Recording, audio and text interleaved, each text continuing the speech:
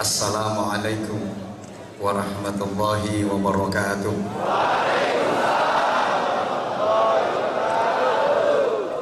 Bismillahirrahmanirrahim. Alhamdulillahilladzi ja'alana minal ladzina yastami'una al-qawla fayattabi'una ahsanah. Ittabi'u man la yas'alukum ajran wa hum muhtadun. Asyhadu an la ilaha illallah wahdahu la syarika lah wa asyhadu anna Muhammadan abduhu wa rasuluhu la nabiyya ba'dah. Allahumma shalli wa sallim wa barik ala sayyidina wa maulana wa syafi'ina wa uswatina wa qudwatina wa habibina wa qurrati a'yunina Muhammadin sallallahu alaihi wasallam صاحب الشفاعة وعلى آله وأصحابه ومن تبع رشده. سبحانك لا علم لنا إلا ما علمتنا إنك أنت العليم الحكيم. رب اشرح لي صدري ويسر لي أمري واحلل عقدة من لساني يفقهوا قولي واجعل لي وزيرا من أهلي. Rabbana atina min ladunka rahmah wa hayyi' lana min amrina rasyada. Rabbana la tuzigh qulubana ba'da idh hadaitana wa hab lana min ladunka rahmah innaka antal wahhab. Amma ba'd. Ikraman wa ta'ziman wa hurmatan wa mahabbatan. Salam hormat, salam ta'zim, salam ukhuwah, dan tentu saja salam kul huwa ilaih. Awalan saya haturkan kepada para alim ulama, para amir masjid, musalla, ketua dewan syura, para pembina, ketua dan para pengurus KMI yang saya takzimi, yang sama-sama kita hormati. Mr. Ilang wonge.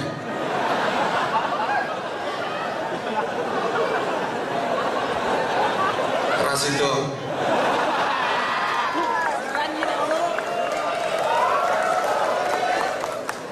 Kesawan le. Arep tak omongi Mr. Yasirli. Hilang wonge. Maksudku arep tau mengi aku orang ngerti omonganmu. Aku medendeng orang nyawang awakmu tapi nyawang jilbab abang burimu.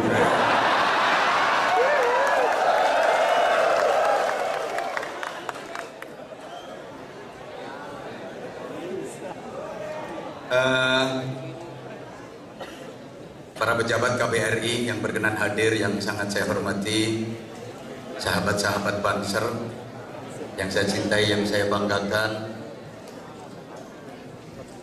para ikhwan, para akhwat fillah yang saya cintai, yang saya hormati, rahimakumullah.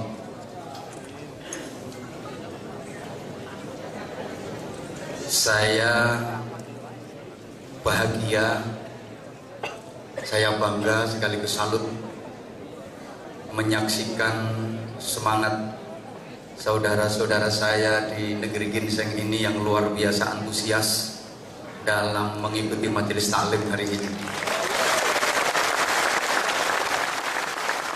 Subhanallah walhamdulillah wala ilaha illallah wallahu akbar. Tapi pertama saya terasa gimana gitu oleh MC Master of Ceremonial tadi. Saya dipanggil Al-Mukarram Kiai Haji. Jujur ketika dipanggil Kiai itu terasa bendol das saya. Saya merasa sangat tidak layak dan belum pantas untuk dipanggil Kiai. Karena panggilan Kiai itu untuk orang-orang yang betul-betul paham dan mengetahui berbagai macam disiplin ilmu agama. Sedangkan Anwar Zahid Al-Faqir Al-Dhaif gak iso ngaji. Lagian kata orang-orang yang pantas disebut kiai itu kalau istrinya 2. Kalau istrinya cuma 1 tuh ya ustadz gitu aja. Kalau istrinya 2 baru kiai. Kalau istrinya 3 syekh. Maksudnya syekh puji. Nah itu kan istrinya 3. Wah, bojone sik cowok cilik-cilik. Emang Syekh Puji itu pinter. Kalau pilih istri itu yang masih tembean-tembean itu. Kata orang-orang gitu. Kalau istrinya 4, nah itu kanjeng. Maksudnya kanjeng doso. Kalau istri lebih dari 4 baru dipanggil eyang. Iya. Eyang subur. Itu istrinya sampai 8. Dadi kabeh. Embuh, dia itu ikut imam siapa kurang tahu. Istri 8 masih jadi semua. Imam Maliki nggak boleh, Imam Hambali nggak boleh, Imam Hanafi nggak boleh, Imam Syafi'i nggak boleh, Imam Samudra wis mati. Makanya kasihan sampai guru bibine kempong untuk nentek. Kebanyakan istri. Saya pernah ditanya sama orang kenapa yang subur pipinya kempong untuk nentek, tak jawab kakean mentil. Aduh.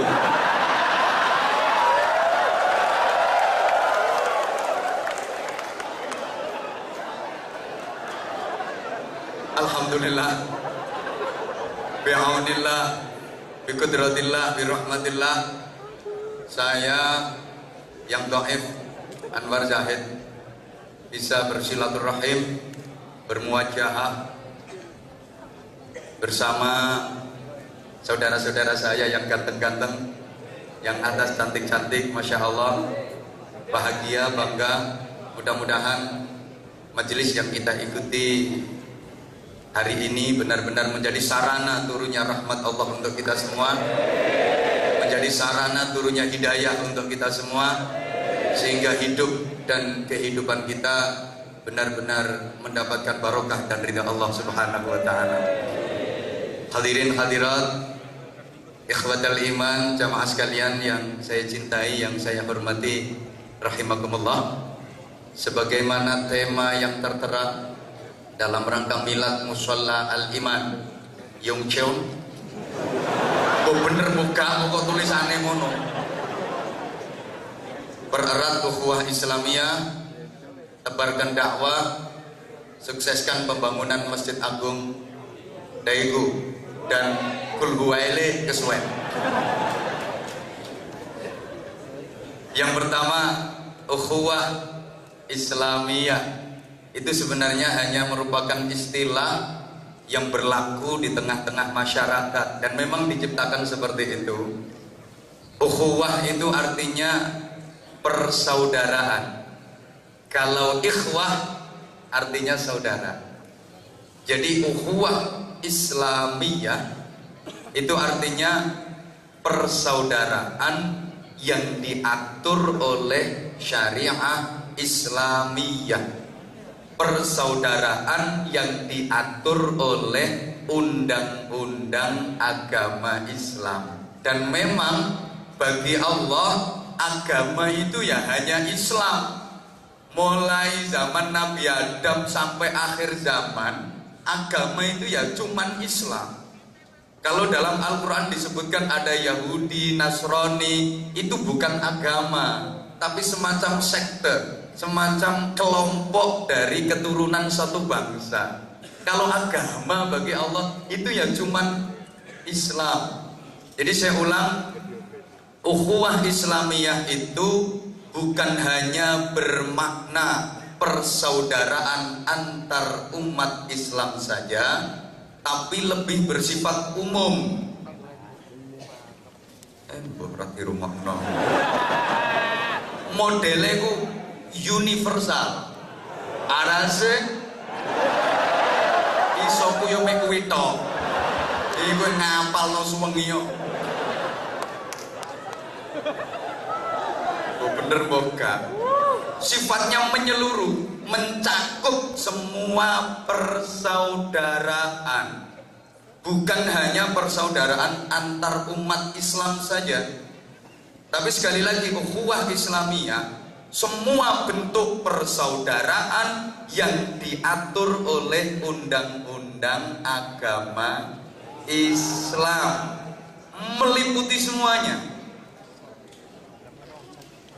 Kalau hanya persaudaraan antar umat Islam saja, itu istilahnya bukan ukhuwah Islamiyah, tapi al-ikhwan al-muslimun.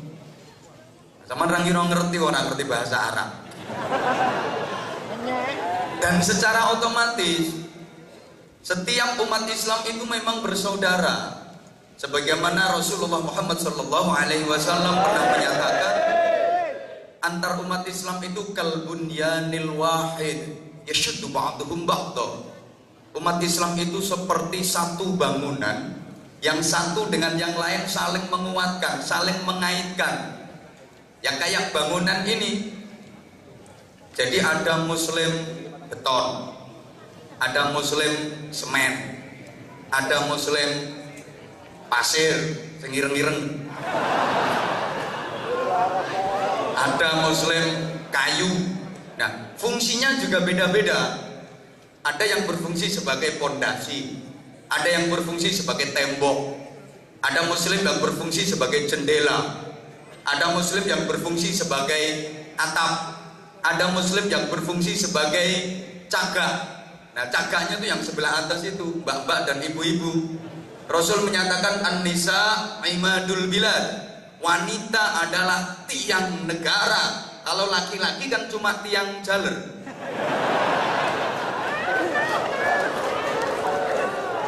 Jadi kalau Islam sudah menyebut dan mengatur ukhuwah Islamiyah, persaudaraan yang diatur oleh undang-undang agama Islam, maka sebenarnya gak perlu ada istilah ukhuwah-ukhuwah yang lain. Sudah tercakup semua. Kan sekarang ini jenengan semuanya sering dengar ada istilah ukhuwah Islamiyah, ukhuwah basyariyah, ukhuwah insaniyah, ukhuwah watoniyah. Nanti kalau diteruskan lama-lama ada istilah ukhuwah tonggoniyah, persaudaraan antar tetangga. Kalau bukan tetangga berarti bukan saudara. Ada ukhuwah besaniyah, persaudaraan antar besan. Kalau nggak besan bukan saudara. Ada ukhuwah banseriyah. Kalau nggak banser berarti bukan saudara. Nanti ada ukhuwah gosipiyah, persaudaraan antar tukang gosip. Ada ukhuwah togheliyah, persaudaraan antar tukang penjudi tato itu. Iya, ada ukhuwah iya, macam-macam.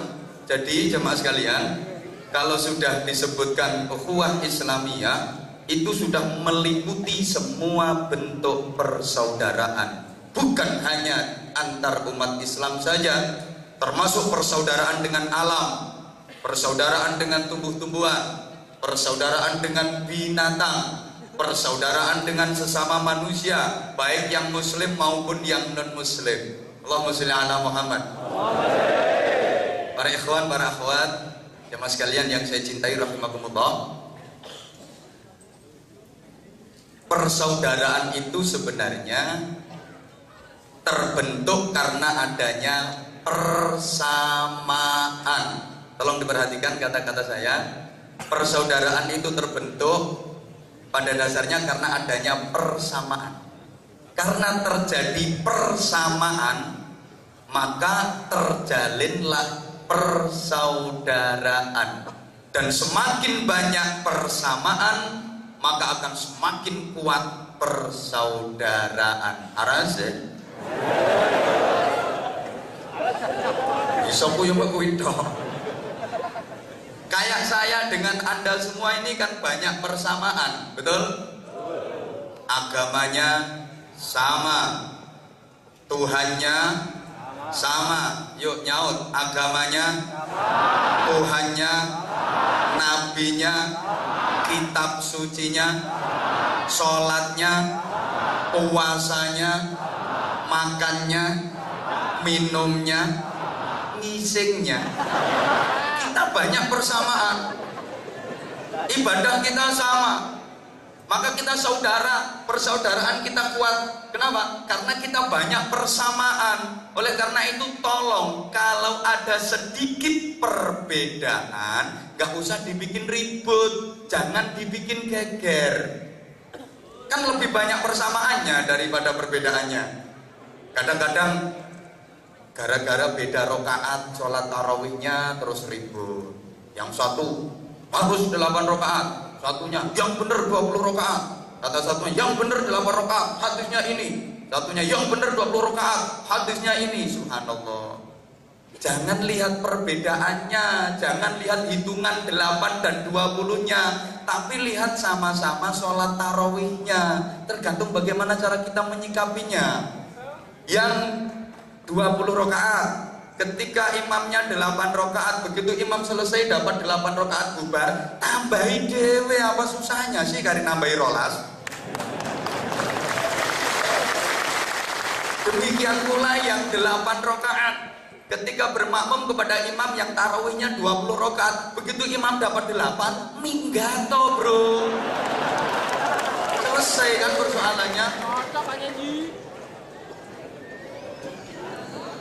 Dulu ribut gara-gara beda, satu pakai kunut, satu nggak pakai kunut dalam sholat subuh, ribut dan karu-karuan. Harus pakai kunut karena itu sunnah abad, satunya nggak boleh kunut karena itu bid'ah, ribut dan karu-karuan. Alhamdulillah sekarang udah nggak lagi ribut karena udah sama-sama nggak sholat subuhnya.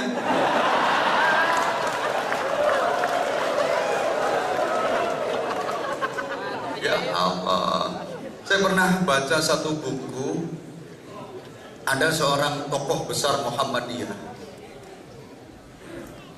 yang dalam ajarannya sholat subuh tanpa kunut. Beliau adalah almarhum Buya Hamka. Kenal? Ya harus kenal. Beliau tokoh Islam Indonesia yang luar biasa. Buya Hamka pernah berangkat haji ke Makkah, tentu saja, bukan ke Seoul, bareng dengan Ketua Umum Pengurus Besar Nahdlatul Ulama waktu itu almarhum Kiai Haji Idham Khalid. Dan ketika itu berangkat haji masih pakai kapal laut, belum ada pesawat, masih pakai kapal laut berbulan-bulan. Di situ diagendakan, dijadwal untuk ngimami sholat jamaah di kapal. Hari pertama yang jadi imam jamaah sholat subuh itu Kiai Haji Idham Khalid. Beliau ketua umum pengurus besar Nahdlatul Ulama. Kiai Haji Idham Khalid jadi imam, Buya Hamka jadi makmum. Kiai Haji Idham Khalid ngimami sholat subuh itu nggak pakai kunut.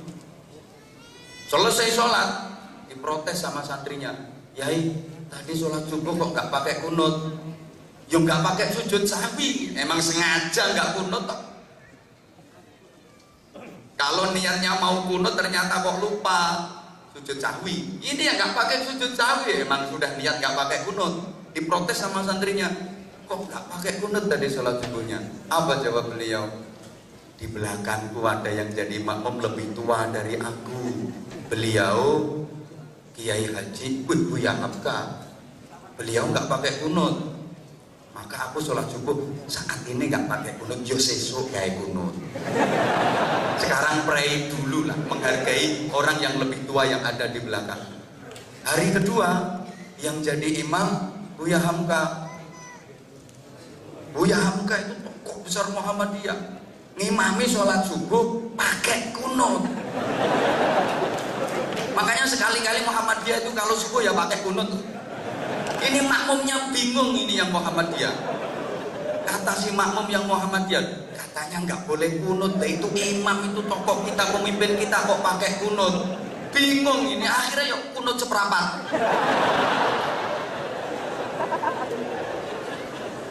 Coba bayangkan betapa beliau-beliau yang ilmunya luar biasa mengesampingkan hal-hal yang sepele kayak gitu. Lah sing ilmune ceketer-ceketer koyo ngene. Kroco-kroco koyo ngene iki perkara ngono dienggo debat lho, Bro. Subhanallah, kadang-kadang soal lebaran aja ribet. Satu hari Rebo, satunya Kamis. Yang Rebo merasa yang bener itu Rebo. Ini sekarang sudah lebaran kok masih puasa, itu gimana? Haram. Dari sing Kemis, yang bener yang Kemis. Ini masih puasa kok. Udah apa? Kata yang Rebo, ini udah lebaran kok masih puasa. Haram. Kata yang Kemis, wong ini masih Ramadan kok udah lebaran. Subhanallah, ribet. Akhirnya pemerintah memutuskan Kemis. Aku ditanya sama orang, ini gimana? Saya kalau ikut hari raya Kemis ikut pemerintah gimana? Tak jawab, lah itu riyoyo negeri aku ya. Kalau saya lebarannya Rebo, swasta. Nggak ikut pemerintah.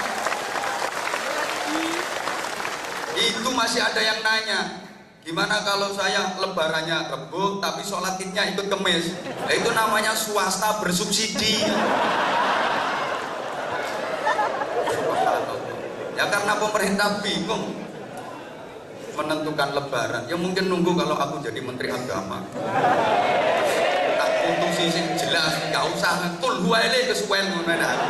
Apa bingung Rebo Kemis dalilnya ini langsung palune tak tutup. Dok. Keputusan puasa diulang dari awal. Beres. Ayo pekok kabeh yo ben. Ora usah ribut-ributan. Yang kedua, untuk sidang isbat tahun depan biar gak ribet, yang ikut musyawarah sidang khusus wanita, laki-laki gak boleh ikut, bikin bingung. Kenapa? Karena yang paling paham dan tahu persis kapan datangnya bulan itu hanya wanita.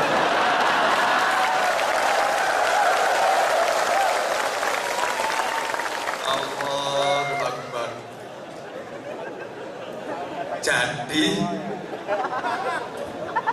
jamaah sekalian yang saya cintai, saya hormati rahimakumullah, kalau terjadi persamaan maka terjalin persaudaraan.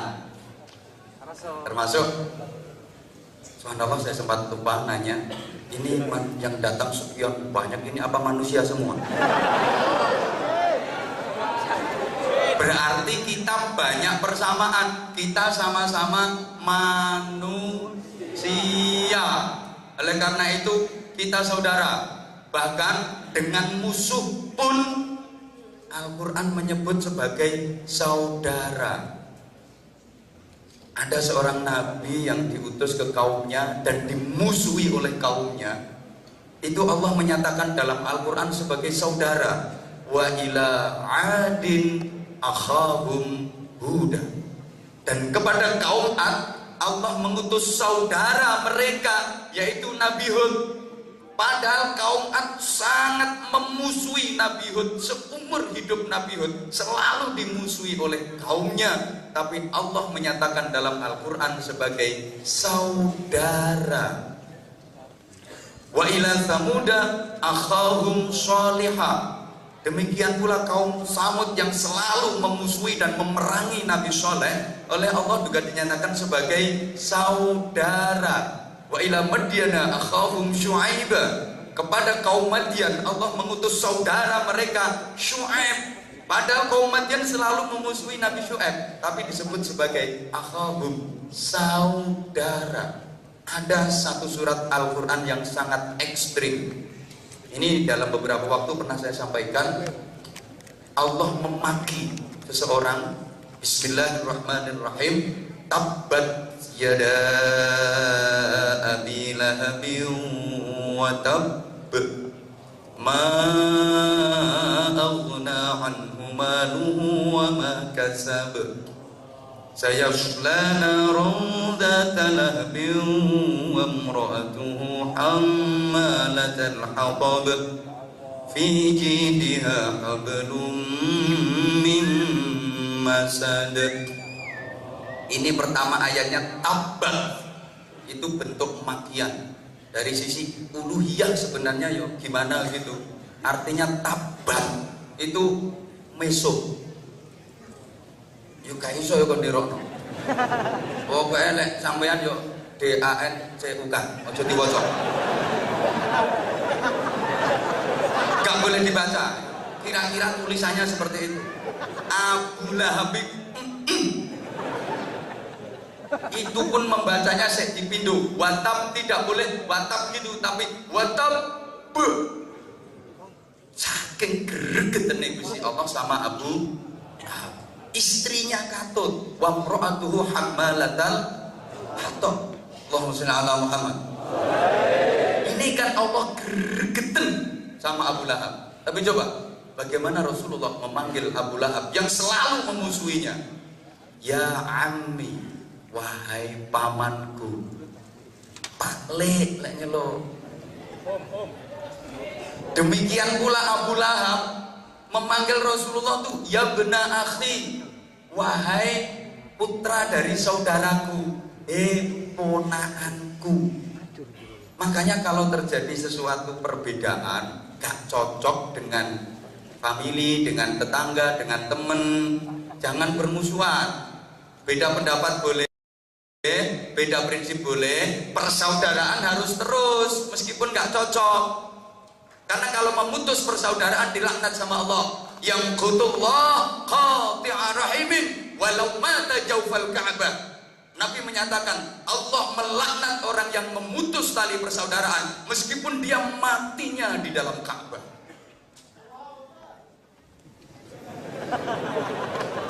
Subhanallah. Dalam hadis lain la yadkhulul jannah qati'ur rahimin. Orang yang memutus tali persaudaraan selamanya nggak bisa masuk surga. Makanya ketika misalnya dengan keluarga kok tidak cocok, nggak apa-apa. Saya memang nggak cocok sama dia, tapi dia paman saya. Saya memang nggak cocok sama dia, tapi dia bibi saya. Anak itu emang nuwakal, aku nggak seneng, tapi dia keponakan saya. Jangan kok gak dulur-duluran ya wis. Apalagi sampai ada yang keliwat, gak dulur-duluran gak paten. Lambene wong Jawa biasanya kayak gitu. Orang Abu Lahab saja yang bencinya kepada Rasulullah luar biasa, manggilnya masih ya bena akhi, keponakanku. Maka kalau ada nggak cocok sama teman, nggak cocok sama keluarga, nggak cocok sama tetangga kok gak tonggo-tonggoan, gak konco-koncoan, gak paten, berarti dia lebih jahat daripada Abu Lahab. Masya Allah. Maka ketika surat Tabat itu turun, ada seorang sahabat kalau nggak salah namanya Ibnu Nuaim. Itu saking gregetannya sama Abu Lahab. Dia mikir, Allah saja gregetan sama Abu Lahab, saya juga ikut gregetan. Dia itu setiap saat wiridannya itu tabat. Saat lungguan ini mau tabat bang saya, sambil bawa batu. Setiap tabat ya da Abu Lahab, ini batu ditokno. Niat ngepruk ndase Abu Lahab. Jadi tabat ya da Abu Lahab. Begitu sampai istrinya Abu Lahab, wamro'atu, ini batunya dikerepes-kerepes, diunyet-unyet, niat ngerepes apa nih?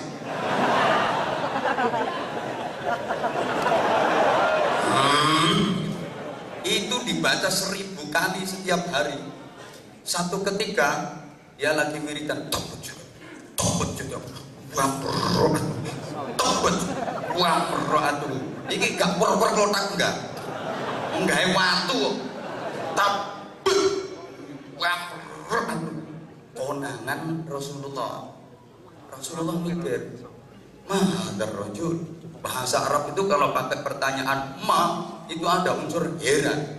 Apa wong iki wiridan gak la ilaha illallah, gak subhanallah, gak Allahu akbar, gak la haula wala quwata illa billah, wiridan tobat.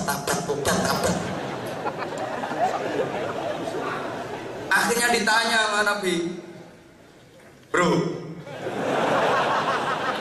Anda itu kok aneh banget. Pikir nggak pakai la ilaha illallah, nggak pakai subhanallah, nggak pakai alhamdulillah, nggak pakai la haula wala quwata illa billah, kok pakai tabat itu apa maksud kamu? Yang jawab, saya itu gregetan sama Abu Lahab, selalu memusuhimu ya Rasulullah. Maka saya pikirkan kayak gini biar semakin celaka itu Abu Lahab. Apa kata Nabi? Ada dari iman gua. Tahukah Anda siapa Abu Lahab itu? Wallahi ma adri ya Rasulullah. Demi Allah saya nggak tahu siapa dia ya Rasulullah. Huwa ammi Abu Lahab ngono pakleku. Lah kok mbok pisui? Lah kowe lho mindoanku ae ora. Lah dia itu paklekku, pamanku kok kamu misui. Kamu boleh baca tabat, tapi jangan bertujuan untuk ikut-ikut memisui paklekku. Biar itu urusannya dengan Allah. Apa urusannya dengan kamu? Mulai saat itu sahabat nggak pernah baca surat tabat kecuali tadarusan. Wes gak berani lagi baca surat tabat. Bahkan salah satu putri dari Abu Lahab yang namanya Zainab itu aslamat wa hajarat ma'an Nabi sallallahu alaihi wasallam. Masuk Islam dan berhijrah bersama Nabi ke Madinah. Setelah turun surat tabat itu, ini putrinya Abu Lahab yang bernama Zainab yang telah masuk Islam dan hijrah bareng Rasulullah ke Madinah jadi bahan cemoohan. Digawe nyek-nyekan wong. Lagi ke pasar nawar barang kok kemurahan, yo ditabat.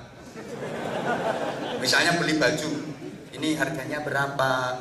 Bilang 2000, terus dia nawar 1500 ya. Tabat dia ada bilang penjualnya langsung baca tabat. Lagi lewat ditawarin sama penjual, Mbak Zainab, nggak beli barangku? Enggak, tabat. Di toko juga gitu, beli apa Mbak Zainab? Beli gulanya tabat. Subhanallah, dia bersedih.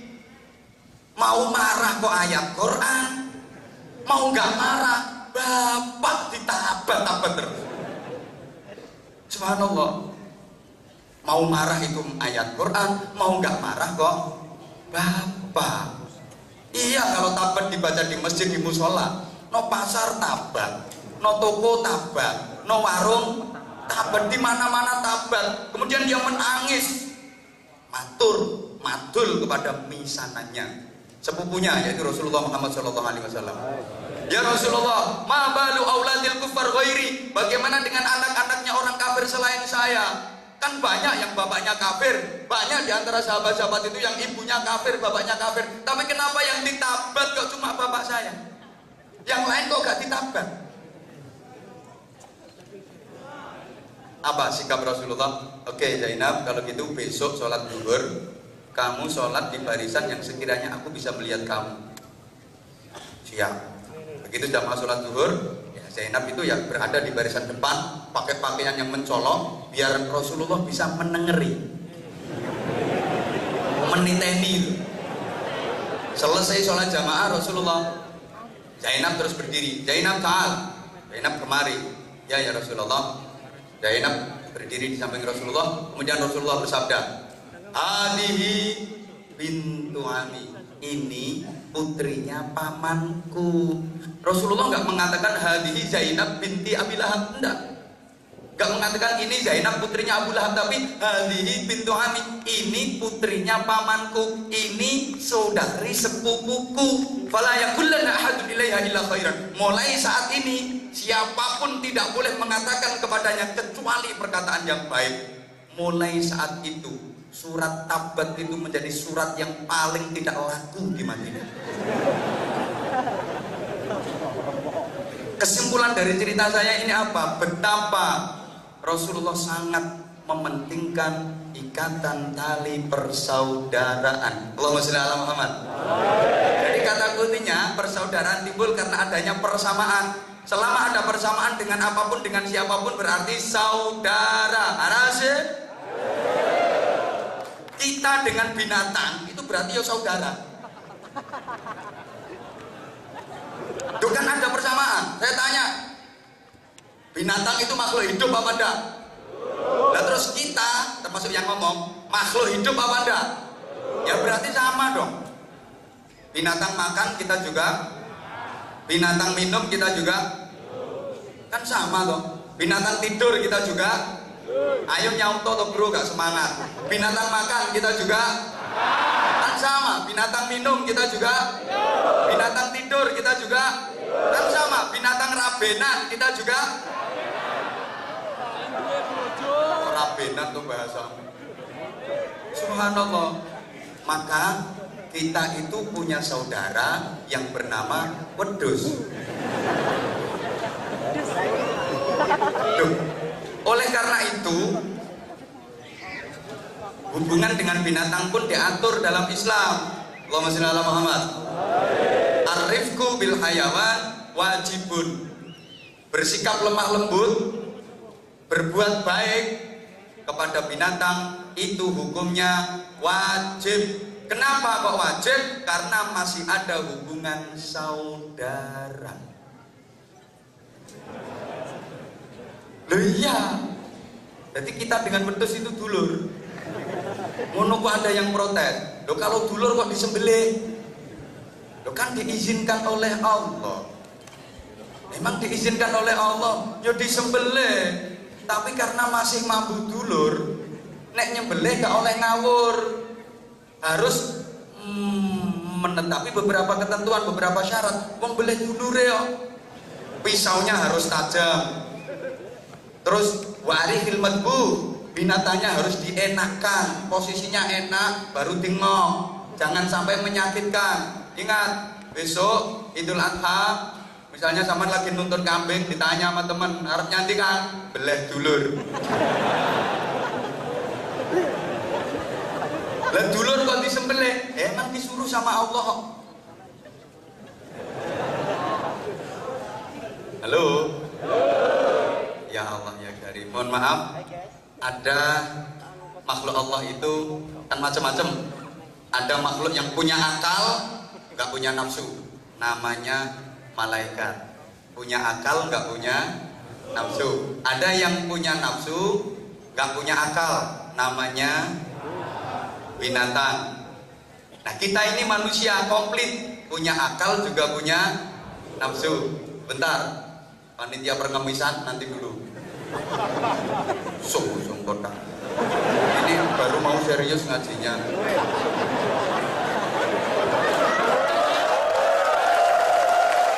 Dan nanti ada waktunya sendiri. Satu, ada makhluk Tuhan itu yang punya akal, nggak punya nafsu. Namanya lali, namanya malaikat. Maka malaikat itu cerdas. Kalau nggak cerdas gimana, Bang? Akalnya itu untuk menampung firman, sehingga malaikat itu hanya punya akal tapi nggak punya nafsu. Maka malaikat semuanya jujur, malaikat semuanya baik, emang nggak punya nafsu.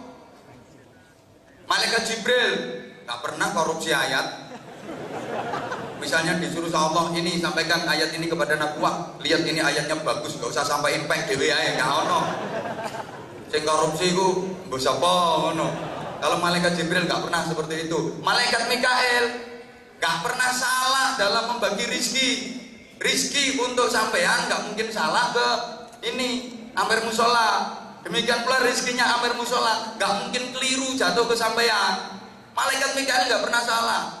Yang suka salah itu panitia pengajian.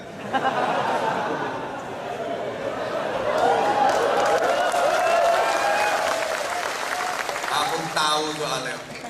Bareng tekan omah keliru grup sadro.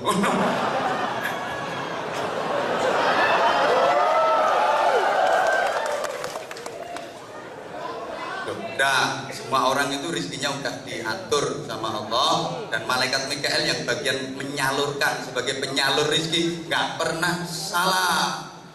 Wis ono jatahe dhewe-dhewe. Setiap orang ada jatah rezeki masing-masing. Kerja itu hanya bagian dari ikhtiar. Jangan dipikir kalau kerjanya keras pasti rezekinya banyak. Belum tentu. Wong loro nemen nih lho. Loro nemen wis gak iso apa-apa karep.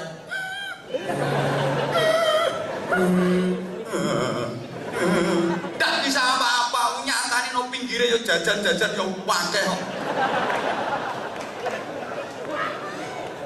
Dikira kalau kerjanya keras terus duitnya banyak, kalau kerjanya nyantai nggak bisa dapat duit banyak. Kata siapa? Itu orang-orang yang cari batu itu di gunung itu pakai gergaji, krok, krok, krok, sehari pol, sehari suntuk, krok, krok, batu besar-besar itu yang diambil, glodak, glodak, kerjanya keras, krok, krok, keringet itu sak neker-neker, krok, krok, sedino tet paling bayaran 1.000. Itu yang diambil batu kap gede-gede. Ada yang ngambil batu cowili tapi 20 juta batu ginjal.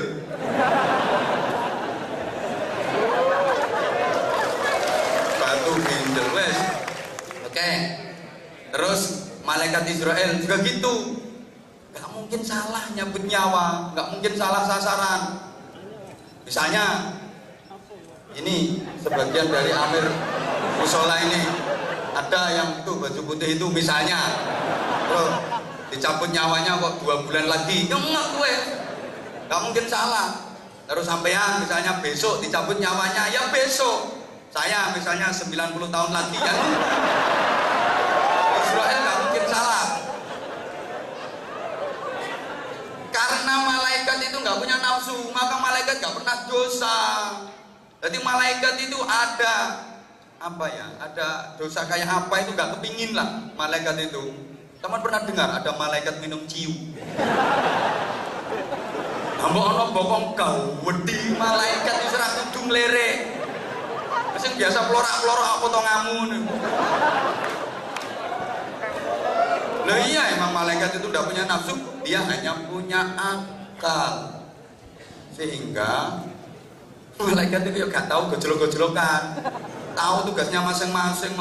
Misalnya malaikat Jibril lagi lewat, tahu malaikat Israfil yang tugasnya niup trompet itu. Ya Jibril yang gak pernah gojloki, pel. Arab tahun baruan kok bawa trompet. Udah. Gue emang gak punya nafsu, hanya punya akal. Saya tanya, tolong dijawab. Halo. Aku takut jawab ya. Saman seneng di kenal wong ambek kenal malaikat, nu seneng di? Hah? Seneng kenal wong karo malaikat lebih mulia wong, lebih mulia manusia daripada malaikat. Malaikat pantes gak pernah dosa, emang gak dikasih nafsu, gak duwe birahi, gak duwe nafsu. Kita wong udah mulus putih kebelak seorang ngiler, gak duwe nafsu. Ada sampean yang urus cewek Korea sing sak mene-mene. Pasale ngadu ke malah ngene. Ya Allah, ya Allah. Satu, udah. Yang kedua, cukup dah ini waktunya nanti. Ya tolong nyumbang piro ini. Ini kono lelangan nih. Dua, kalau binatang itu punya nafsu tapi nggak punya akal, maka kehidupan binatang itu yang monoton. Dia hanya punya nafsu tapi nggak punya akal. Maka dalam dunia perkewanan nggak ada perkembangan, nggak ada kemajuan. Suruh bikin pakaian nggak bisa, makanya sampai saya ini gak ono pedet kantokan gak ono.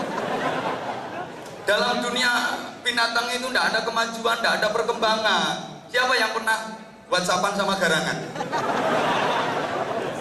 Facebookan ya ndak iso. Jadi pauan cet panggah mulai dulu sampai sekarang sampai kapanpun kehidupan binatang itu ya kayak gitu. Suruh baca aja nggak bisa. Emang sama Allah dibikin seperti itu. Kalau binatang bisa baca, gawat. Misalnya ada kambing bisa baca.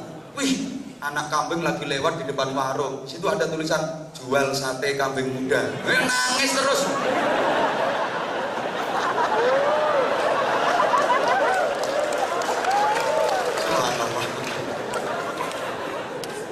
Jadi karena binatang itu nggak punya akal, yang monoton. Halo. Makanannya ya mulai dulu sampai kapanpun ya itu aja. Kayak jaran, sapi, wedhus, itu panganannya ya suket mentan. Sampai kapanpun ya suket mentan, karena dia nggak punya akal. Kok nggak berpikir sekali-kali kayak sop damen.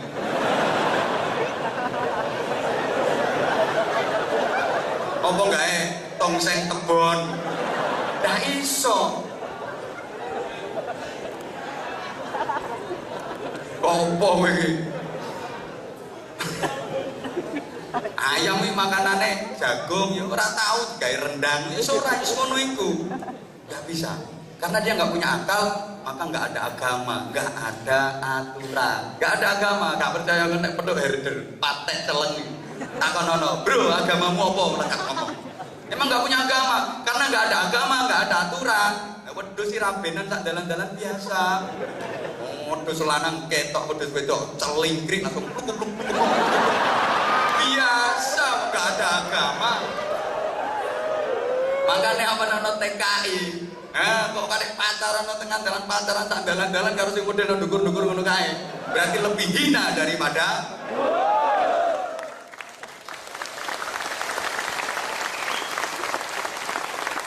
para wedhus-wedhus sekalian yang saya hormati. Subhanallah. Lah namanya wedhus gak punya akal loh. Dia kencing sak dalan-dalan biasa, gak ada agama, gak ada aturan. Ngoyo tur. Mari wis gak ada cewek. Ngono kadang-kadang ditiru karo wong. Ngoyo yo tur tanpa cewek. Ceweknya pakai obat, maksudnya obat tabir.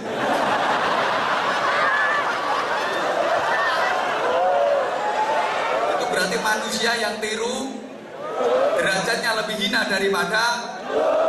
Oke, kalau malaikat punya akal tapi nggak punya nafsu, kalau binatang punya nafsu tapi nggak punya akal, lah manusia. Ini manusia semua kan? Ini komplit. Ya punya akal, ya punya. Ayo tuh nyaut. Ya punya akal, ya punya. Ya punya nafsu, ya punya. Komplit. Maka ketika akal manusia bisa mengendalikan nafsunya, maka dia bisa lebih hebat daripada malaikat. Tapi sebaliknya, ketika justru nafsunya yang mengendalikan akalnya, maka dia lebih hina daripada binatang. Enak ngomong wedhus aja karo nyawang aku. Kau enak. Wedhus sampai ngene. Matur suwun. Wedhus tapi disenengi wong akeh. Ngene. Subhanallah. Oke, wis mulai rame. Maksudnya materi ini. Tapi dilungkas tarikan infak. Apa sing saya suwi? Loh, apa minggat ya orang isi?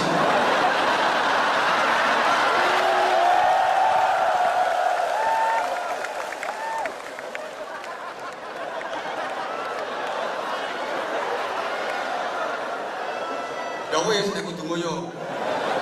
Tapi cewek lho ya. Kok pas gak cewek kok, lagi berarti kayak contoh dipraktekno. Aja rame-rame sana sing dukur. Wes, iku bisa. Dan kalau akal manusia bisa mengendalikan nafsunya, maka manusia bisa lebih hebat daripada malaikat. Kenapa? Karena akalnya divariasi dengan keindahan nafsunya. Nafsu itu bisa jadi indah kalau dimodifikasi oleh otak, oleh akal. Malaikat itu cuma punya akal, nggak punya nafsu. Jadi monoton juga. Malaikat itu kalau zikir, kalau baca Quran, kalau tasbih, kalau sholawat, ya gitu-gitu aja. Terus pancet, datar, tanpa lagu, tanpa nada. Semua sama. Bahkan malaikat yang ditugasi untuk sujud, ya mulai diciptakan sampai akhir zaman ya sujud toh. Suruh rukuk nggak bisa itu malaikat. Bisanya cuma sujud toh. Tak iso. Kon koyo sampean iso entul-entul jadi tuli-kuli gobek-gobek ora iso. Jadi malaikat juga heran itu kok bisa entul-entul jadi tuli-kuli gobek-gobek. Lah saya kok hanya nyosor terus. Ya emang dia nggak bisa, bisanya cuma sujud itu toh. Malaikat yang tugasnya zikir ya zikir dan zikirnya seragam, sama kayak gitu semua. Kalau kita kan enggak, karena akal kita divariasi dengan keindahan nafsu. Bisa indah, pakai nada, pakai lagu. Coba, kalau malaikat semuanya sama kok zikirnya. Kalau kita enggak, adzan Mekah sama adzan Jawa, sama apa beda? Beda. Adzan Mekah kan enak, sing Allahu Akbar, Allahu Akbar. Coba ada tempat Jawa. Ponorogo, awam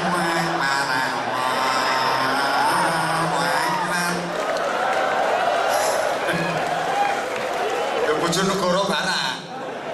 As-salatu khairun.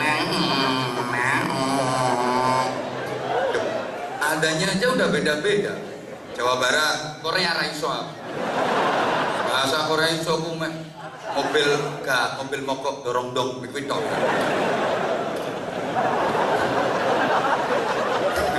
Liyane gak iso. Adanya beda-beda. Hayya 'alal falah. Ada yang kayak gitu ana sing modele hayya 'alal falah. Macam-macam.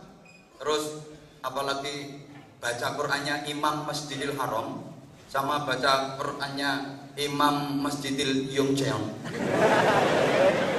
Wah, piye unine kuwi kok? Kira-kira sama apa beda? Beda.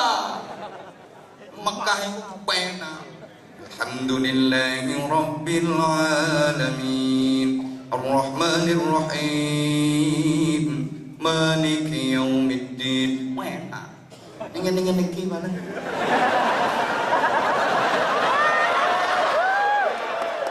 Ayo manggelo tak dukno pisan. Nek di loke ngene iki merupakan spirit motivasi. Aku kudu enak saiki ngaji. Semangat.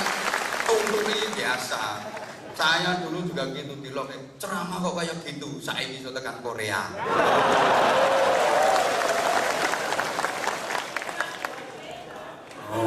Rumangsamu ora penak.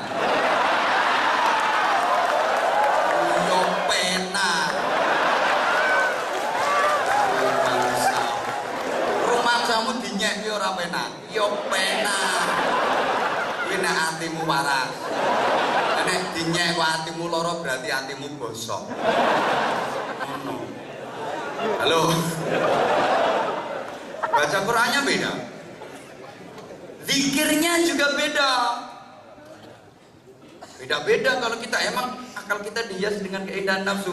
Zikir aja beda-beda. Sama-sama la ilaha illallah itu beda-beda.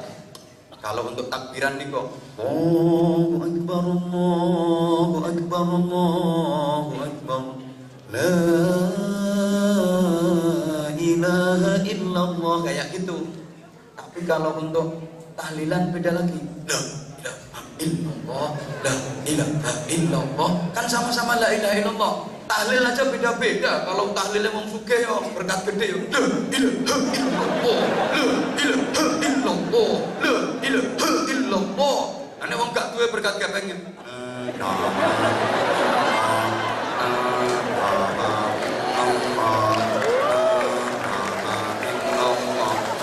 beda. Ono maneh sing modele la ilaha illallah, la ilaha illallah, la ilaha illallah, Muhammadur Rasulullah, la ilaha illallah, la ilaha illallah. Sono sambutane. Mari sama-sama jenazahnya almarhum Mbah Suripto kita antar ke makbarah. La ilaha illallah, la ilaha illallah. Zikirnya beda-beda, sama-sama la ilaha illallah, lagunya seje-seje, sholawatnya beda-beda. Ini manusia. Indonesia luar biasa, banyak grup-grup sholawat, fan-fan sholawat luar biasa. Seweneng aku bangga dengan Indonesia. Bahkan sholawatnya bukan hanya Allahumma sholli ala Muhammad, ngantek padang bulan padangi kaya lino ambek terbangan malaikat apa iso ngomong rembulan sing awe-awe apa tuman ke bulan kok awe-awe. Subhanallah. Canggih. Wong Jawa canggih. Indonesia canggih. Allahumma sholli ala Muhammad. Biar sekarang dikatakan bid'ah macam-macam dilok-lok, mau sering saya sampaikan. Sholawat ya sholawat, ngapain sholawat kok yang padang bulan, yang pakai ngeplaki terbang macam-macam. Kuping keri rumah aslinya. Tapi tak bilangin orang-orang itu lek dilok nyapain ngeplaki terbang jawab timbang ngeplaki dasmu. Ya bener. Nyatanya akhlaknya ya apik-apik kok. Pernah dengar ada tawuran antar grup sholawat? Ndak ono. Ono grup sholawat kok ngombeni ciu. Ndak ono. Akhlaknya apik-apik kok. Senengane musil lah. Aminnya juga beda-beda. Amin itu beda-beda. Kalau malaikat amin itu sama, seragam. Makanya ketika sampean sholat berjamaah, tahu jamaah apa ora apa tengane jeburis-jeburis. Tapi insya Allah akeh manusia-manusia yang insaf ini. Mari ngene. Iki jangan partai masuk jeburis-jeburis ini gelem teko. Ora ngira. Ora mungkin. Rumangsamu gelem teko. Ayo ora ngarah teko. Sangkingane sing ngaji padha jemburise. Dan ketemu bolone makane gelem budal. Allahumma sholli ala Muhammad. Subhanallah.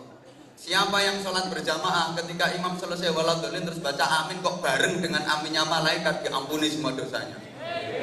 Malaikat itu amini wis ngono iku modele kayak gitu, enggak variatif. Nah kalau kita kan ya tergantung lagune imam toh.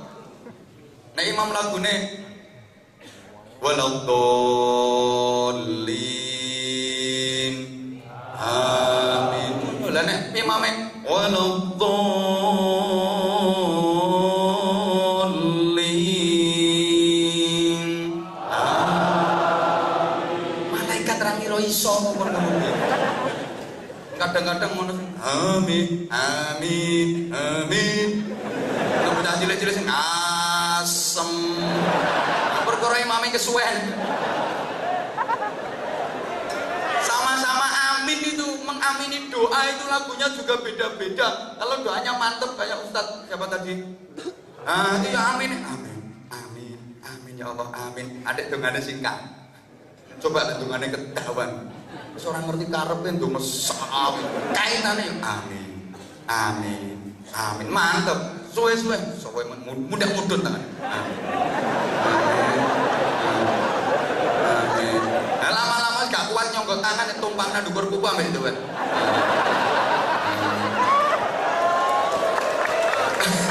Agak tanda begecil gini kayak amin. Amin. Aminnya aja beda-beda. Jadi, tolong perhatikan, kalau akalnya bisa mengendalikan nafsunya, maka manusia lebih hebat daripada malaikat. Tapi, kalau akalnya dikalahkan sama nafsunya, justru nafsunya yang mengendalikan akalnya, maka manusia lebih rendah daripada binatang. Allahumma sholli ala Muhammad. Binatang hanya punya nafsu, nggak punya akal. Maka pantas kalau binatang itu ya nakal kayak gitu, memang nggak punya akal. Kayak wedhus itu, dia nggak punya malu, hanya punya kemaluan. Nah, maka binatang dalan-dalan biasa tuh. Dan kalau sampean itu lah terus tiru wedhus itu kan yo. Nah, karena binatang itu nggak punya akal, maka nakalnya itu ya pacet kayak gitu. Mulai dulu nakalnya ya cuma kayak gitu, nggak variatif belas nakalnya. Wedhus sih nakalnya paling-paling yang merusak aturan. Ya, kucing ini paling-paling nakalnya ya nyolong pindah. Gak iso kon nglakoni nakal liyane gak iso. Yakin pinter sampean.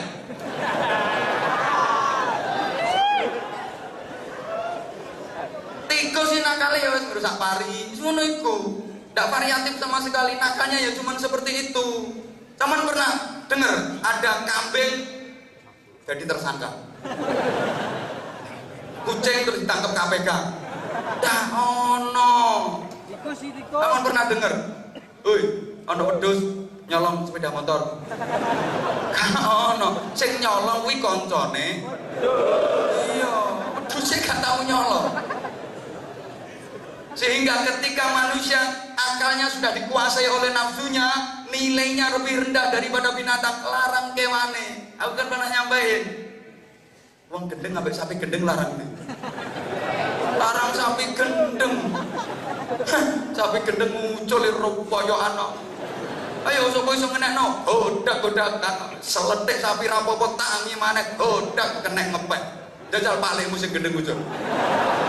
Atau nggih pengumuman kon ngepek wong sak kathok-kathok enek ana sing ngapa. Gak kira arep. Nah, ngomong-ngomong soal binatang saudara kita itu. Gitu sampai. Maka ini loh, ini bener banyak orang diridhoi Allah, dapat rahmatnya Allah, dimasukkan surga gara-gara binatang. Tapi banyak pula yang dilaknat Allah gara-gara binatang. Oke. Imam Ghazali, Muhammad bin Muhammad Al-Ghazali itu dapat ridhonya Allah gara-gara laler. Gara-gara lalat. Beliau lagi nulis kitab, zaman dulu itu kalau nulis kitab pakai tinta. Tinta itu bahasa Inggrisnya the monkey. Karo itu lagi nulis kan dulu pakai pena celupan terus nulis terus nulis. Itu ada lalat haus plek. Subhanallah. Ini lalat sud nyedot ini tinta diminum. Ini Imam Ghazali berhenti nulisnya, nunggu sampai lalat ini kenyang. Begitu lalat ini mabur pur mau nulis, koncoe teko plek melu pisan nyut. Imam Ghazali tidak mau ganggu ini lalat, padahal lagi nulis kitab loh ini. Biarkan kenyang dulu. Ya diem, bahkan nggak gerak, takut kalau gerak nanti lalatnya sungkan, terus mabur. Apa ini haus, ini kenyang, mabur. Mau dicelupin, tekon nih koncone, suwengi lo nggak nulis. Perkara laler lo gentenan. Laler biasa, laler nggak biasa. Lu gara-gara welas sama laler itu dirahmati Allah, dapat ridhonya Allah. Masih ingat kisah seorang perempuan, mohon maaf, nakal, yang istilah kerennya pelacur, tempeli alat mancur, WTS wadah titip senjata itu. Katanya orang-orang balon yang bayar dapat kelon itu kan ada itu perempuan nakal, dia habis melayani entah dapat berapa laki-laki, kecapean melaku saya sampai heke menengok bayang ke di tengah padang pasir dia jalan panas karu-karuan, tengah padang pasir haus lapar, hampir semaput ya. Hampir gak sadarkan diri, saking laparnya, saking hausnya. Kuasanya Allah di tengah padang pasir itu ada satu pohon yang rindang. Dia tertatih-tatih berjalan ke situ. Di bawahnya itu ada lowongan. Apa bahasa Indonesianya ini ya? Lubang itu terus seling-seling gak ya. Dan di lowongan itu ada air, ya semacam sumur kecil itu loh. Ada air. Sok meneng dia. Ini aku bisa minum. Yang mau ngambil air itu untuk diminum, itu di samping sumur itu ada anjing. Sorry, aku ngomong anjing kalau nyawang sampean ya. Itu kecet kosel-kosel karena kehausan hampir mati. Kemudian dia lepas sepatunya, dia turun ke lubang itu, dia ciduk air. Ya, supaya yang penting sampean paham lah wis. Dia ciduk air itu dan diombekkan. Diminumkan ke anjing yang lagi kecil-kecil yang kosel-kosel tadi. Begitu dapat minum, ini anjing terus seger lari, dia ngalah tidak minum demi kasih minum anjing. Diterima tobatnya sama Allah, diridhoi Allah gara-gara ngekei ngombe asu. Apa maneh ngekei ngombe aku?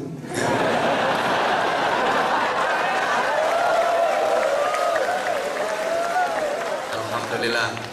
Ini tahu panitia minuman kesukaan aku, kopi. Semalam kan aku dikasih minum kopi susu. Tak bilangin sama panitia, aku paling gak seneng minum kopi susu karena minuman yang gak jelas. Lah kopi ini ngajak melek, susu ini ngajak turun.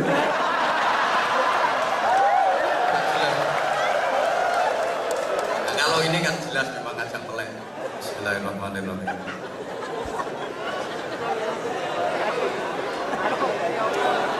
Kopi Korea ini modelnya ini.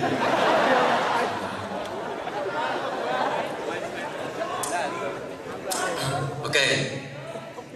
Jadi banyak orang yang dirahmati Allah, diridhai Allah karena binatang, gara-gara binatang. Allahumma sholli ala Muhammad.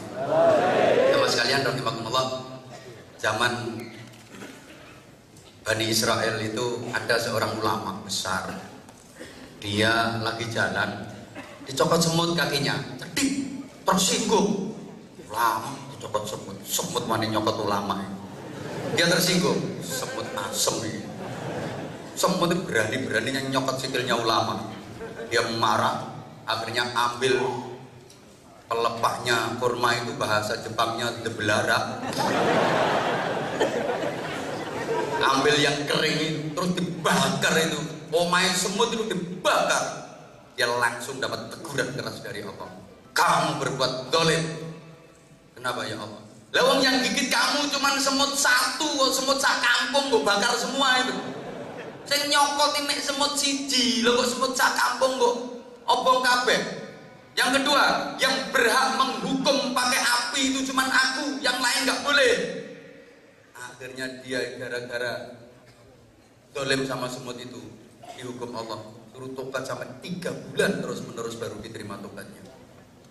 Jadi banyak yang dapat ridha Allah karena binatang, banyak yang dimurkai Allah juga karena binatang.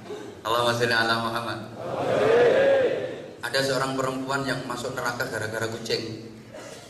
Dia habis goreng pindang, kalau cerita zaman sekarang kayak gitu. Habis goreng pindang, pindangnya ditolong kucing. Dia marah, itu kucing dikejar-kejar, ditangkap terus dikerangkeng. Beberapa hari gak dikasih makan sampai kucing itu mati kelaparan. Dia dimasukkan neraka gara-gara kucing. Ya Allah.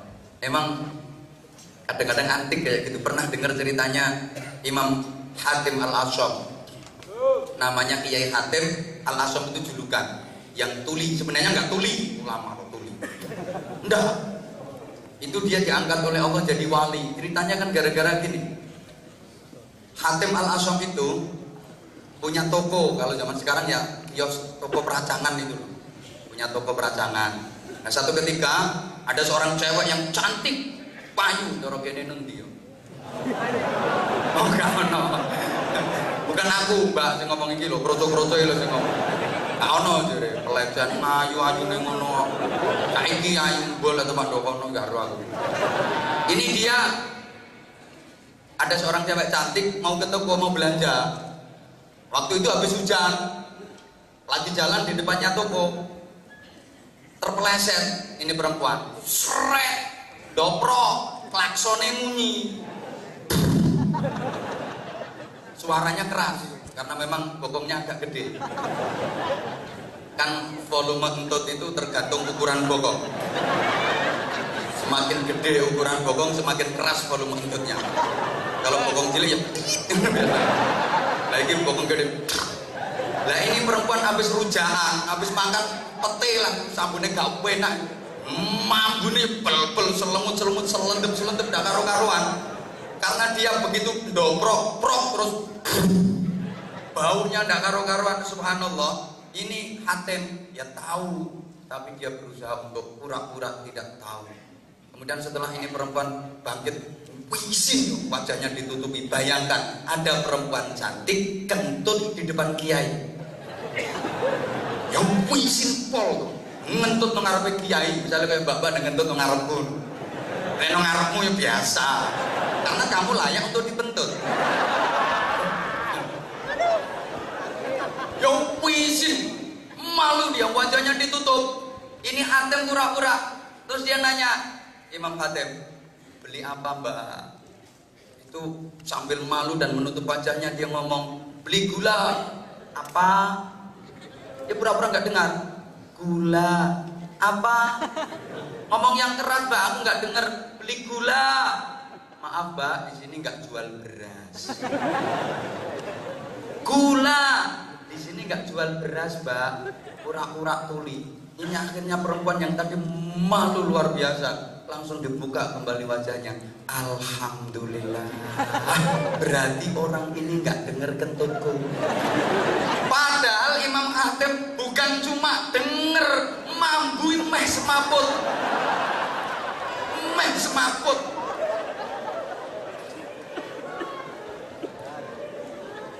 Tapi karena dia menutup kemaluan, menutup rasa malu tuh cewek, Subhanallah. Diangkat dari wali, tadi ono wong dari wali gara-gara entut ya.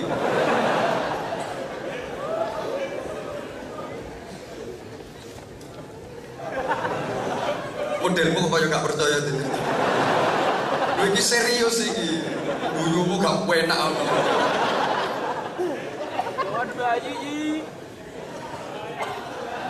Malah telat gurune. Allahumma sholli ala Muhammad. Nah, saudara-saudaraku, saya suwe biasanya main sak jam. Mas ijo yo. Oke. Coba ijo yo.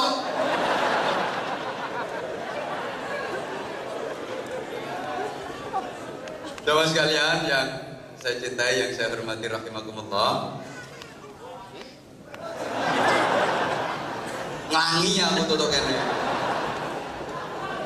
Numpak pesawat ora melok nukono tiket ngono. Sing nukono tiket iki lho meneng ae. Ora melu numpak kaya rewel banget.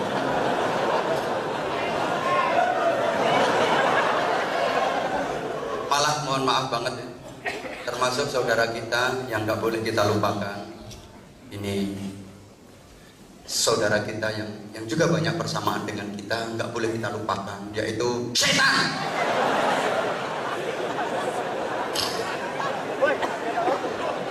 Kaget yo ben kita dengan setan itu mampu dulur. Biasanya orang kalau digituin itu marah, malah seneng ya. Padahal dulurnya teman berarti. Loh iya, loh kita sama setan itu ya punya persamaan. Ya sama-sama makhluk jelas, sama-sama makhluk jelas. Binatang juga makhluk, setan juga makhluk, ya tumbuhan juga makhluk, jin juga makhluk. Tapi manusia kan yang paling baik, paling bagus dari makhluknya Allah. Makanya ada lagu makhluk Tuhan paling seksi. Kamulah makhluk Tuhan yang tercipta yang paling seksi. Lu bojone koncoku. Kandhane Ahmad Dhani koncoku iku. Ngono. Wis to, Mas. Kita dengan setan itu dulu. Satu ketika ada seorang sahabat lagi ngaji bareng Nabi, dia angop. Apa bahasa Indonesia angop itu? Ya, iya menguap kayak lambe kuwi. Begitu dia menguap itu dia ngomong, "Ta'udz syaitan." Kurang ajar ini setan. Sambil ngomong, kurang ajar setan. Langsung ditegur sama Rasulullah. La taqul kadzalik. Kamu jangan bilang gitu. Kamu jangan memaki setan. Karena memaki itu pekerjaan setan. Lah kamu kok memaki? Berarti kamu melakukan sesuatu yang itu merupakan pekerjaan setan. Walakin ista'in billah minasyaitonir rajim. Tetapi kamu mintalah perlindungan, mohonlah perlindungan kepada Allah dari godaan setan. Jadi kita itu gak bisa mau ngelawan setan, itu gak bisa. Kita cuma punya hak untuk mohon perlindungan kepada Allah dari godaan. Lalu sampean kok mau ngelawan setan, jelas gak bisa. Setan itu selama hidupnya punya prestasi dan reputasi yang luar biasa.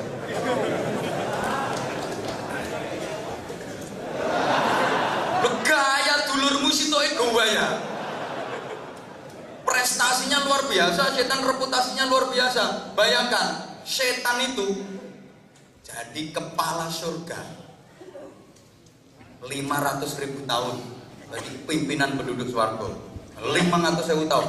Jadi penasihatnya malaikat 500.000 tahun. Setan ini hafal swarga RT piro gang piro hafal. Lah sampean pojokane swarga enggak tahu weruh. Kok mau melawan setan? Enggak bisa. Bisanya kita itu minta perlindungan kepada Allah dari godaan. Setan itu sangat pengalaman dalam menggoda manusia. Manusia yang model kayak apa kan udah pernah digoda sama dia. Pengalaman banget. Dan setan itu punya lembaga-lembaga. Buyumu kok kayak gak percaya diomong-omong. Jadi dalam dunia persetanan itu banyak lembaga. Ada lembaga persombongan, ada lembaga pergosipan sebelah sana itu. Ya nggak boleh marah lah ibu. Emang kayak gitu kok umumnya lebih banyak omongan perempuan daripada laki-laki. Maka kalau udah jadi suami istri, wong lanang lek dijak debat bantahan-bantahan karo wong itu tolong mundur. Mumpung durung mesti jeglek. Soalnya kamu sih akeh kono. Wani ngalahe wae. Kalah gak kira menang. Aku wis balak-balik soalnya. Balak-balik. Makanya aman bojoku ngomong ngene tak rungo. Wis jarno se. Wis rampung ya sadaqallahul adzim. Memang bener Allah berkata seperti itu. Sadaqallahul adzim. Gombal jentik. Selesai urusannya. Direwangi malah dadi kok. Wong lanang cerdas ini. Mau wedok nek ngomong kata-kata wis gak kuat ngrungokke, tinggal metu. Engko ya gak ono gerdu ae. Kalau ngono gerdu ambek rokok jedal. Kira-kira rada suwe, oleh. Tekan omah kok wis de. Sik durung tarik titik, metu meneh. Balik no gerdu meneh. Ngono. Rada suwe, balik mulai. Wis de, wis katok. Ya wis. Ya Allah ya Karim, Masya Allah. Jadi ada lembaga pergosipan, ada lembaga peririan, ada lembaga perhasutan, ada lembaga perduitan. Setan yang bagian jaga dompet itu ada. Jadi nanti kalau ada panitia keliling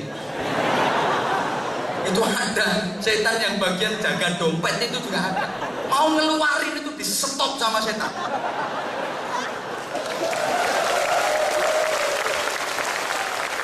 Maka nanti kalau panitia keliling yang nggak ngasih berarti itu temennya. Bukan hanya itu, kalau dia di stop kok masih tetap dia ngambil, itu setan nggak kalah trik. Setan masih punya trik. Mau ngeluarin yang gede sama setan dibalik kayak ojo gede-gede. Maka nanti kalau di dompetnya ada duit gede tapi yang dikasihkan kok yang kecil, itu juga berarti temennya. Maka biar gak kalah sama setan, berapapun yang ada di dompetmu ambil semua, lebokke kabeh. Insya Allah mulihmu melaku.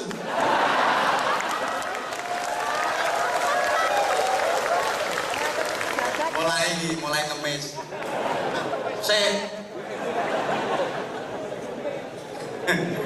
Ya Allah, setan itu kayak gitu. Aku tak keras. Ya wes. Allahumma sholli ala Muhammad. Setan ini macam-macam cara godanya. Kalau ada perempuan jalan, itu biar laki-laki tertarik. Setan ini punya cara. Ini aku terang loh. Kalau dari belakang, laki-lakinya di belakang, itu sama setan. Mohon maaf ya, ini bokongnya perempuan didabuni. Makanya terus akhirnya melakukan bokongan kok. Karena didabuni sama setan itu. Jadi setan ini loro, yang satu dari sebelah kanan, yang satu dari sebelah kiri, sambil ngetuke, sing kono nyebul gini nyedot, kono nyebul gini nyedot. Setan ini ono telu paten. Ono kok al-mar'a idza aqbalat wa ma'aha syaitan, wa idza adbarat wa ma'aha syaitan. Kowe ora ngerti artine, makane tak terangno ngono ae. Wong aku sing maca ya ora ngerti artine yo. Lah kalau dari depan, setan ini kurang ajar. Kalau dari depan itu perempuan caranya goda gimana? Dilunggui sirahe. Jadi setan itu duduk di kepala perempuan.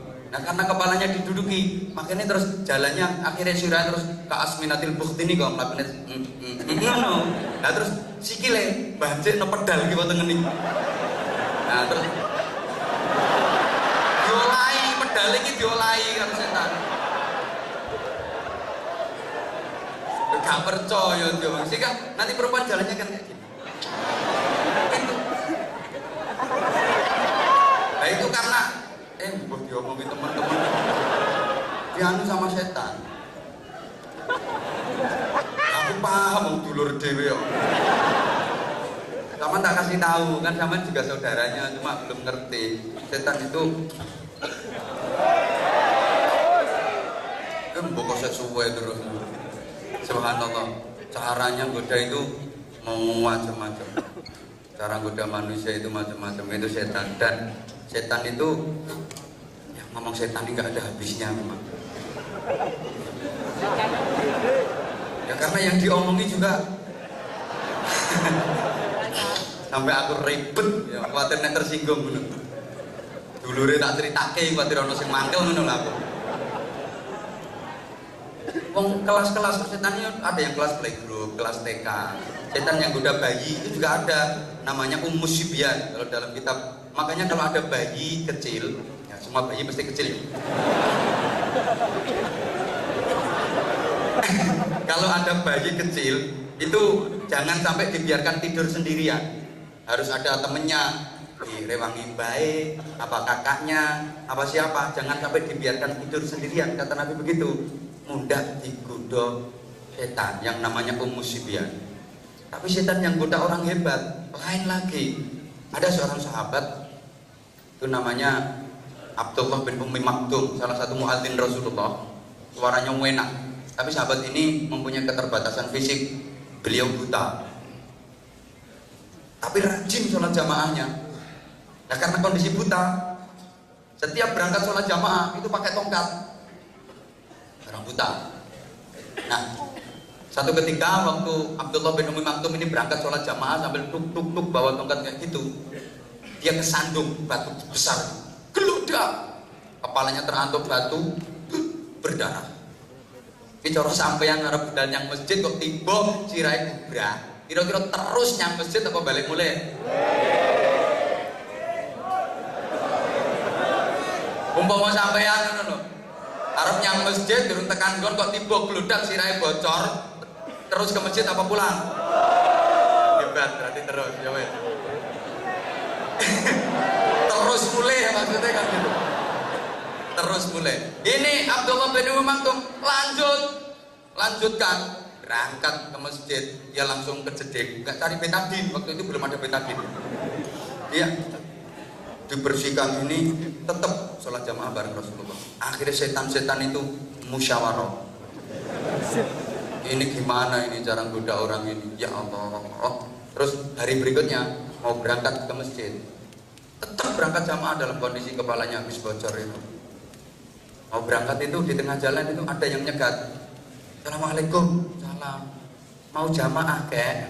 Iya nak. Mari kek saya tuntun biar gak terjatuh. Ya nak, terima kasih. Antar dituntun ini sampai ke masjid. Begitu sampai ke masjid, ini kan yo terus Abdullah bin Maktum, nah kamu baik banget. Nuntun wong jamaah itu baik apa baik? Nuntun orang berangkat jamaah itu baik apa baik? Tolong dipegang kata-kata saya. Itu baik.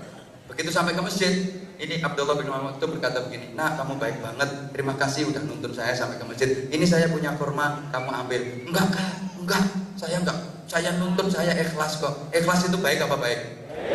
Baik.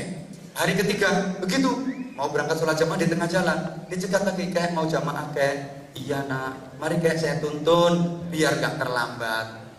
Begitu sampai masjid, terima kasih nak, kamu baik banget. Ini kakek punya sorban, kamu ambil. Enggak, saya niatnya ikhlas kok. Ikhlas itu baik apa baik? Begitu sampai hari ketiga, berangkat jamaah dituntun lagi nama itu.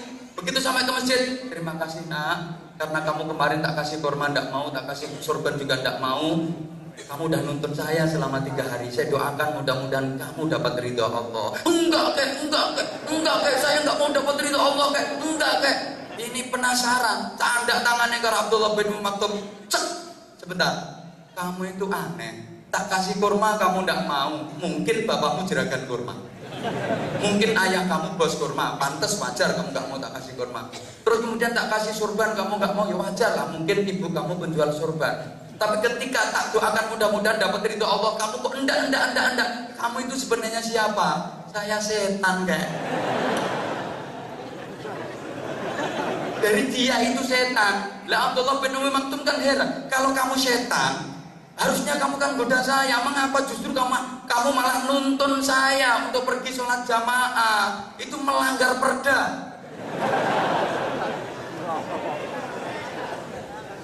Oh kamu setan kok malah nuntun saya berangkat sholat jamaah? Apa jawab setan?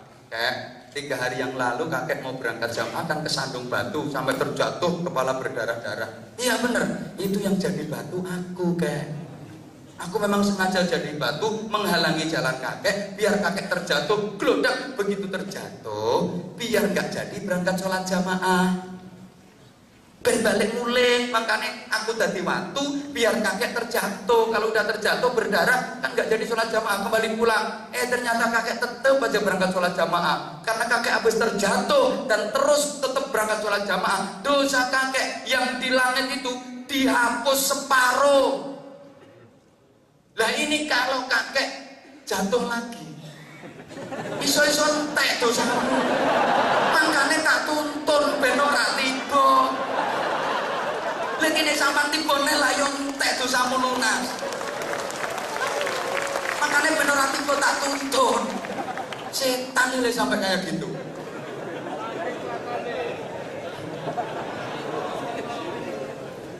Ono setan sing bagian budok, wong wudu, akhirnya dibikin was-was. Kayak udah wudu kalah belum, orang sholat itu juga digoda. Kan makanya ada tuh orang sholat itu yang gak tadi usut.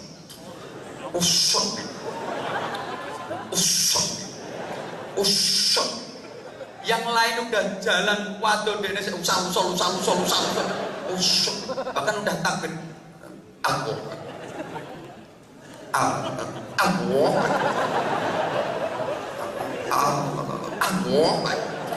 iku yo digodho setan nih, makanya nang ganggu liyane tuh.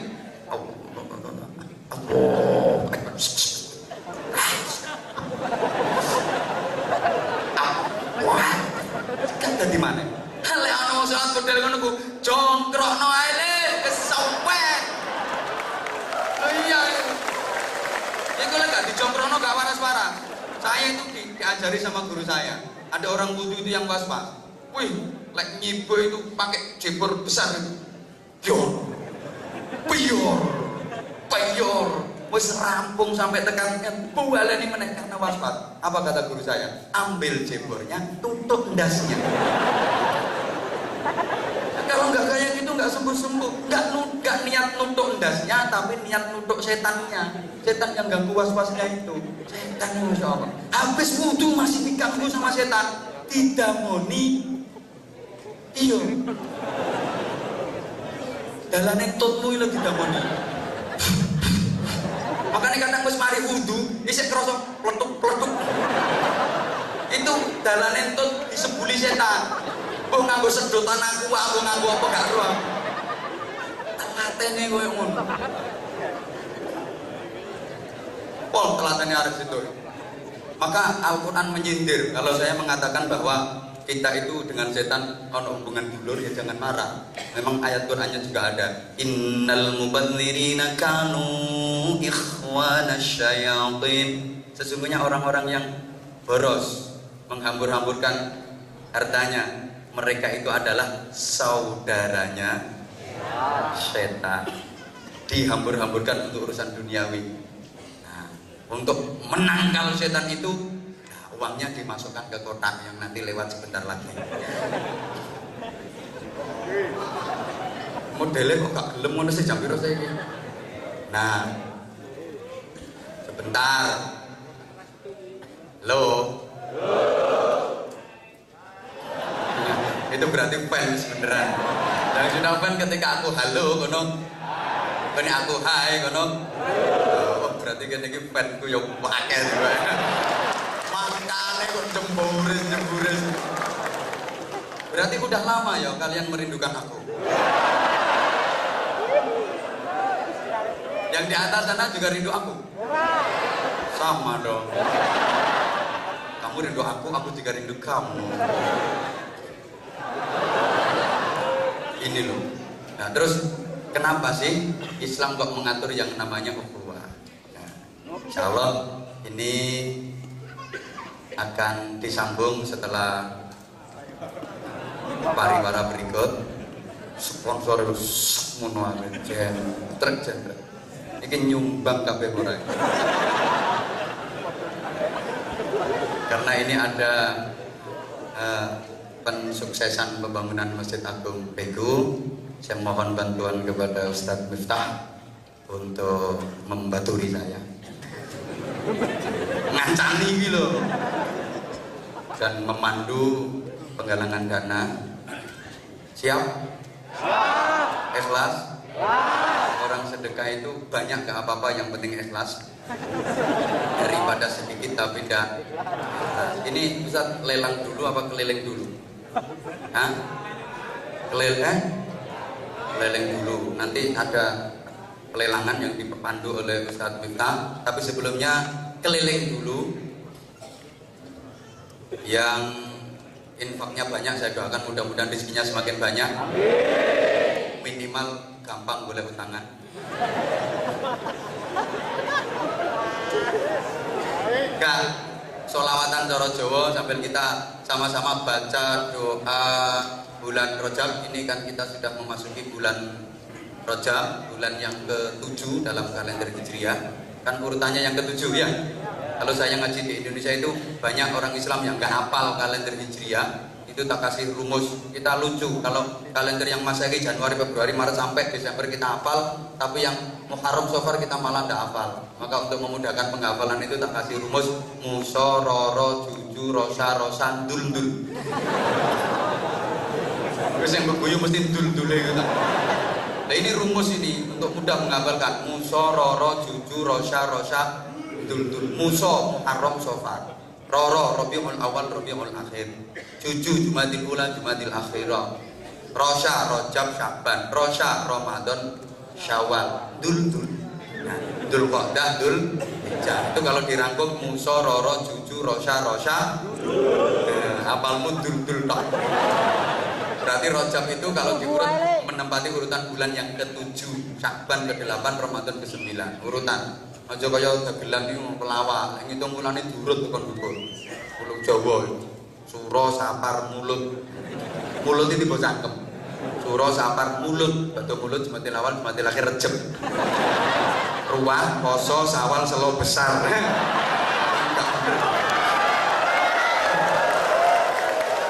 Itu ngawur kok itu. Nah, di bulan ini kita dianjurkan Nabi untuk memperbanyak doa, dan saya yakin semuanya doanya udah hafal. Sambil infaknya nanti keleleng. Ini untuk pembangunan masjid. Man bana masjidan banallahu lahu baitan fil jannah. Siapa yang membangun masjid ikut berpartisipasi lillah karena Allah, maka Allah akan membangunkan istana untuknya di surga. Nah, istananya berupa apa? Ya tergantung seberapa nominalnya. Dan ingat, saya sering sampaikan bahwa surga itu jannatun tajri min tahtihal anhar. Di bawahnya mengalir sungai-sungai yang ladzatal lisyaribin, ada dari khamr, ada dari susu, ada dari madu yang luar biasa nikmatnya. Tinggal nyeduk saja. Nek akeh. Nek titik yang dilan tok itu manja. Dolit dilan. Sing iso nyeduk yo 1 juta. Ya minimal separuh gaji lah. Nah, gitu nanti ada bonusnya jaket itu. Itu dapat jaket bonus di sini dan juga dapat gedung di surga dan juga dapat subhanallah tajri min tahtihal anhar. Wong ibadahku itu gak karu-karuan. Arep jagake apa nek gak jagake sedekah. Orang itu kalau meninggal itu sambatnya gini. Sambatnya gini. Ditenono iki sok ben potong namu ngono iku modele.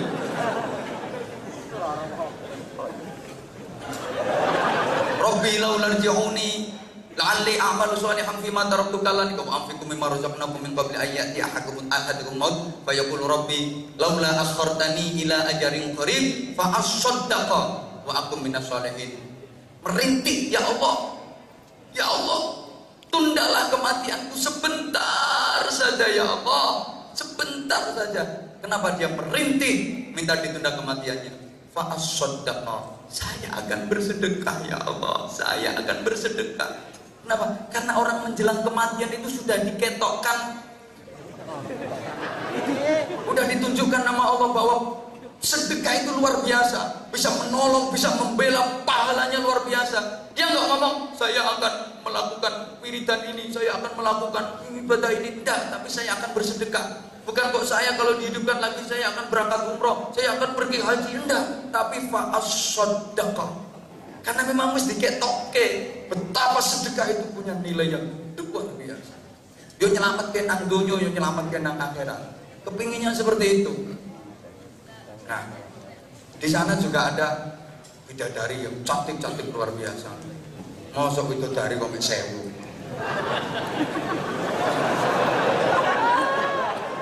Saya aku takon cewek Korea iki piro sing ayu. Kuwi nang tute basin. Eleke yo kecut. Bidadari surga. Masya Allah. Mahal bro. 1000. Nginceng tok we. Malah ngelek itu oleh nginceng tok. Mahal. Maka Rasulullah itu wafat sepeser pun gak meninggalkan harta warisan.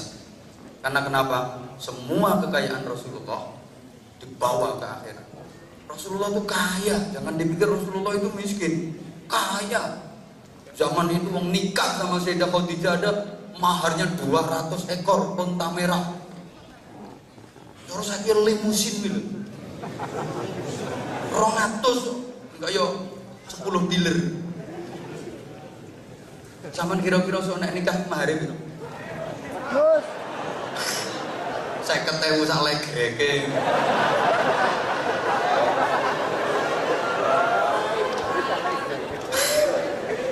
Aku biar kayak piro ya.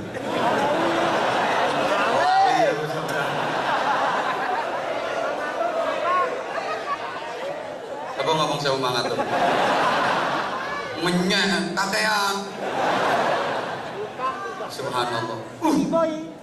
Tapi hartanya Rasulullah itu seluruhnya dibawa serta ke akhir. Apa sih yang akan menyertai kita? Toh mataul hayatid dunya. Dunia ki memang mataul ghurur, kehidupan yang menipu. Apa yang gak menipu di dunia? Kekayaan, pakaian yang bagus, harganya mahal-mahal, menipu. Kita pasti akan kecewa. Ujung-ujungnya jadi gombal mukio. Makanan yang nikmat dibeli mahal-mahal, ujung-ujungnya jadi. Coba kita pikir, rumah megah mewah, ujung-ujungnya hancur lebur. Mobil mewah dibeli, ujung-ujungnya masuk rongsokan. Semuanya, istri cantik, senom ayu. Tuwe, guyu zaman Melayu. Iya, kaya ono kae saiki disawang sik nyenengno wong, 10 tahun gak medeni wong wis.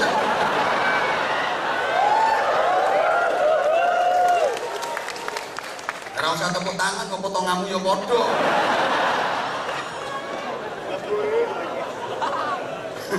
Yang akan kita bawa serta ya amal kita, di antaranya sedekah kita yang akan menyelamatkan kita. Maka sama-sama kita berdoa sambil keliling, nanti ada infak. Saya tirukan dulu doanya. Bismillahirrahmanirrahim. Allahumma barik lana fi rajaba wa sya'bana wa ballighna ramadana bi rahmatika irhamna. Allahumma barik lana fi rajaba wa sya'bana wa ballighna ramadana bi rahmatika irhamna. Allahumma barik lana fi rajaba wa sya'bana wa ballighna ramadana bi rahmatika irhamna. Ini kalau diartikan Allahumma ya Allah barik, berikanlah keberkahan, tambahan kebaikan lana kepada kita semua fi rajaba, di dalam bulan Rajab ini, wa sya'bana, dan di dalam bulan Sya'ban, wa balligh, dan sampaikanlah, wa ballighna, sampaikanlah kami ya Allah Ramadana, sampai ke bulan suci Ramadan. Ini ungkapan doa kita akan kerinduan kita bisa sempurna, kita menjalani bulan Ramadan sampai sempurna. Amin Allahumma. Diawali dengan semangat Rajab, diawali dengan semangat Sya'ban, sambil berinfak. Modelnya kok wabut. Ingat, di dompetmu ada setan. Ketika jojo sih ngomong, setannya jawab. Ketika mau nyambut kok terasa berat banget. Kalau kepingin aku datang lagi ke sini, pecahkan rekor yang selama ini udah terjadi. Kalau kemarin misalnya infaknya dapat sekian, kali ini harus lebih banyak dari yang kemarin. Kalau nggak seperti itu mungkin sulit untuk mendatangkan.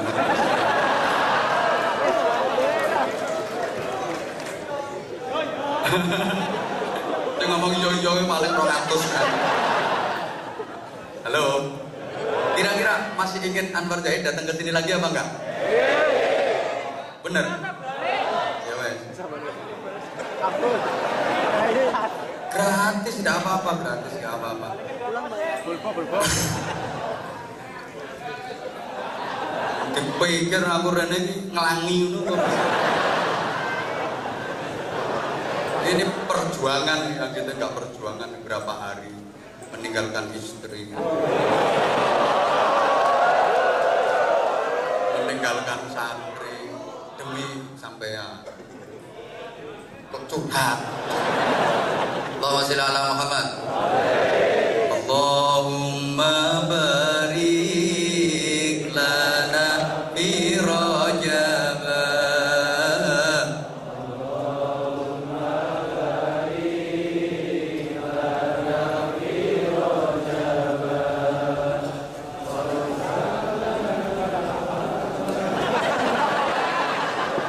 Ganti lagune di bangga apal kae. Allahumma barik lana fi Rajab wa Sya'bana wa ballighna Ramadana bi rahmatika irhamna wa ballighna Ramadana rahmatika irhamna. Ono kardus riwa kare nyaut riwi abot men baleni. Ono kardus riwa kardus njaluk diiseni sing ngiseni akeh gak ngiseni bakal cepet mati. Rugi kok mati. Ya wes sakarepmu awas cepet mati tenan. Sing gak ngiseni ayo cepet baleni ngiseni. Teko kene mati kok didongakno wong sakmene akeh. Sing ngiseni akeh gak ngiseni bakal cepet. Ayo donga. Allahumma barik lana fi Rajab wa Sya'bana. Allahumma barik lana fi Rajab wa Sya'bana wa ballighna Ramadana bi rahmatika irhamna wa Ramadana bi rahmatika. Udah habis sholawat ini masih terus ngaji nih. Saya separuh ini. Ono kardus keluyuran nyauto bro. Saya ngobrol tangannya tok, lambemu melu aku. Nyauti ono kardus keluyuran aja golekkan